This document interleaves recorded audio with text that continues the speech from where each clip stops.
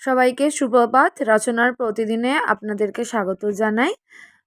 সকাল সকাল উঠতেই সকালের নিত্যদিনের কাজ সবারই, ঘর পরিষ্কার করা, কাপড় কাচা, বাইরে জল দেওয়া, গেট খোলা, বাগানে যাওয়া। তো আমারও তাই, সকাল সকাল ঘর পরিষ্কার থেকে শুরু করেছি সকালটা। আস্তে আস্তে বাকি কাজগুলো সারবো।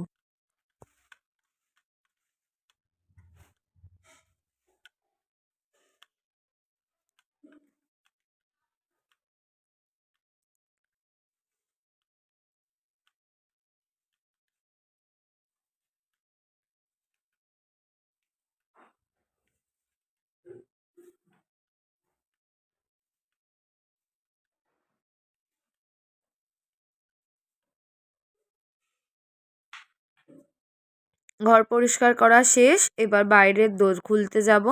দোর খোলার পরে দোরের সামনেটা একটু পরিষ্কার করে তারপরে জল দেব।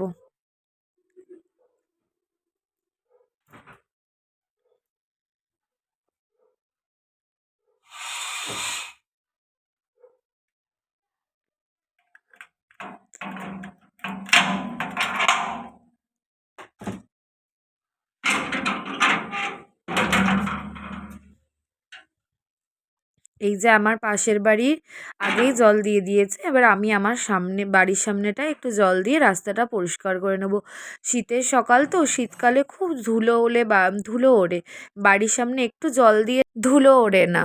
চলুন চান করে মন্দিরে চলে এসি পুজো করার জন্যে। আমার গোপাল সোনা আছে, মা আছেন, বাবা আছেন, গুরুদেব আছেন, সবাই আছেন। সবাইকে পুজো দিয়ে এবার ও বাড়ির জন্যে বেরোবো। আপনারাও সবাই দেখুন আমার ঠাকুর ঘরে আর দর্শন করুন। এই ফুলগুলো কিন্তু আমার বাগানের ফুল, আমার বাগানেই হয় এত ফুল। আপনাদেরকে একদিন দেখাবো বাগানে গিয়ে যে আমার বাগানে কত রকমের ফুলের গাছ আছে, এবং নিত্য আমার ঠাকুর ঘরে সেই ফুল দিয়ে আমি সেবা করি। চলুন এবার ওই বাড়ি যাওয়া যাক, ও বাড়ি গিয়ে রান্নার পর্ব। এই যে রান্নাঘরে চলে এসেছি, করছি কচুর ডালনা। প্রথমে আলুটাকে একটু কষিয়ে নিয়ে সিদ্ধ কচুটাকে দিয়ে দিলাম। এবার তার মধ্যে চিংড়ি মাছটা দিয়ে আস্তে আস্তে নাড়াবো। আর একটু হলে শেষের দিকে একটু গরম মশলা দিয়ে একটু নুন দেখে নামিয়ে নেবো।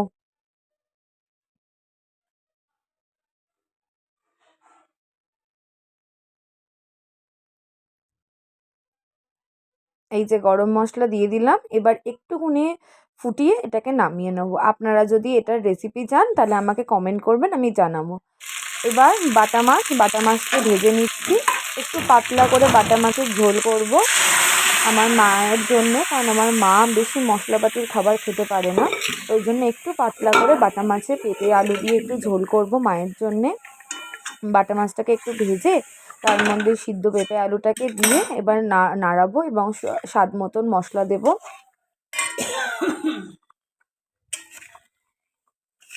আর একটু ফুটে গেলে এবার নামিয়ে নেব। এটারও যদি আপনারা রেসিপি পেতে চান, কারণ এগুলো যাদের একটুকুনি মশলাপাতির খাবার খেতে একটু প্রবলেম হয় তারা এটা খেতে পারেন। আর বাড়ির সবার জন্য মটন কষা চলছে, একটু তারপরে জল দিয়ে একটু নুন দিয়ে নিচ্ছি, তারপরে একটু জল দিয়ে একটু ফুটিয়ে নামিয়ে নেব। কারণ আমাদের মটন কষার থেকে বেশি সবাই ঝোল খেতে বেশি পছন্দ করে, তাই একটু ঝোল দিয়ে তারপরে একটু নাড়িয়ে নামিয়ে নেব। এটাই আজকে শেষ রান্না।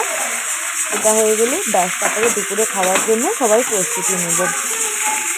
আজকে আমাদের রান্না হয়েছে ভাত, কচুর ডালনা, শিম দিয়ে কই মাছ, তারপর পালং শাক, টকের ডাল, ঝোল, মটন। এটা কালকের মাছ ছিল, দেখি আমিই খেয়ে নেবো।